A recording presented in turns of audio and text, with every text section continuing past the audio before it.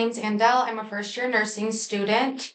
And this is Jim. He's an 82-year-old male patient that has had an established trach for 10 years. Today, we're going to do trach care on Jim.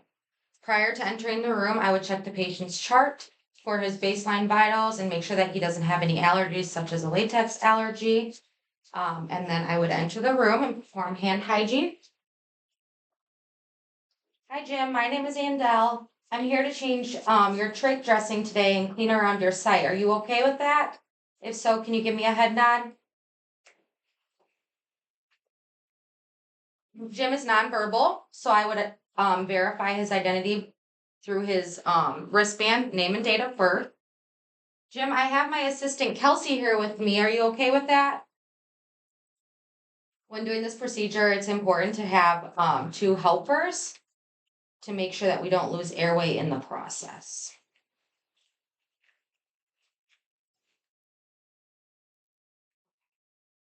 Jim is normally on 2 liters of oxygen, so we're gonna go ahead and turn up his oxygen to 10 liters and hyperoxygenate him. While doing this, I would obtain a set of vitals. And then throughout the procedure, I would leave the pulse ox on in order to monitor his oxygen level and make sure that he's handling the procedure okay. Here I have my supplies. I have my normal saline. I have this little cape thing here to catch any drainage. I did verify that my normal saline was open within the last 24 hours, and it was open 12 hours ago. I have a split gauze, I have 2 cotton tip applicators for cleaning, and I have clean dry gauze. Okay, now that Jim is over oxygenated, we're gonna go ahead and slip his oxygen off. And we're just gonna set it to the side here to make sure that he's still receiving a little bit of oxygen throughout the process. The importance of this procedure is to make sure that we if there is an infection, we can reach it before it gets too bad, and to make sure that there's no skin breakdown or any erythema present. Okay, I'm gonna go ahead and hold the trach and release his collar, the trach collar.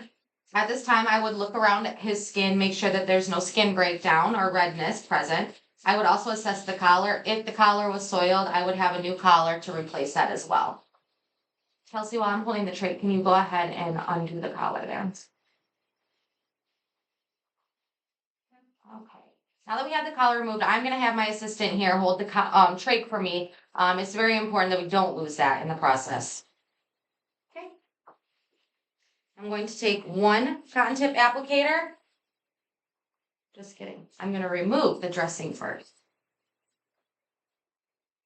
At this point, I would note that on the dressing, if there was any drainage, what color the drainage was, etc., and we would throw that away. Now I'm going to take my cotton tip applicator, and I'm going to clean along one side of the trach and throw that away. I'm going to take the other one, and I'm going to clean along the other side of the trach. Go ahead and hold and throw that away. And it's important to use 2 applicators, 1 per side, so that you're not cross-contaminating both sides of this trach site. Okay, while Kelsey's holding the trach here, I'm going to grab, my dry gauze. And I'm going to pat dry underneath the trach there to prevent any excess moisture. You got the trach? Yep. And I'm going to take another dry gauze and dry along the other side. You got the trach there? Now I'm going to take my split gauze. While Kelsey's holding the trach, I'm going to slide this under one side. I got it there. And then I'm going to slide this under the other side. I got the trach. I got the trach there. Okay, we'll make sure that's all in there. Now, as I'm holding the trach, I'm going to have Kelsey reinsert her collar. Okay. And then I'm going to reinsert my side.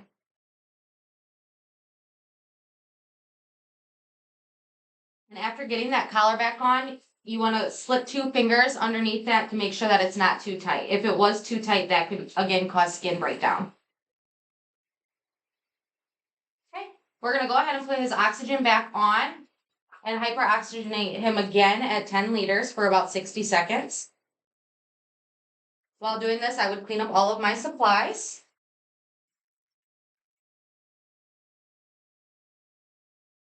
Jim, are you feeling a little bit better today? Can you give me a head nod?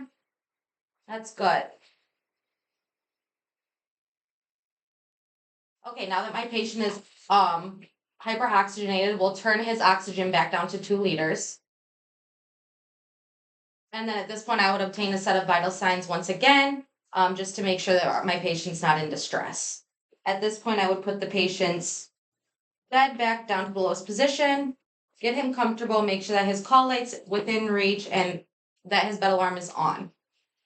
Jim, is there anything else I can do for you? Okay, get some rest and I'll come back and check on you. At this point, I would then document my procedure. I would document the date and time that it was performed. I would document any drainage that was present on the gauze. I would document any redness or skin breakdown that was present. I would also document how the patient tolerated it, what we hyperoxygenated him to, what his saturation was throughout the process, and then also his vitals before and after. I would also notify the provider if in the event that the patient did not tolerate it well. All right, Jim, I'll come back and check on you.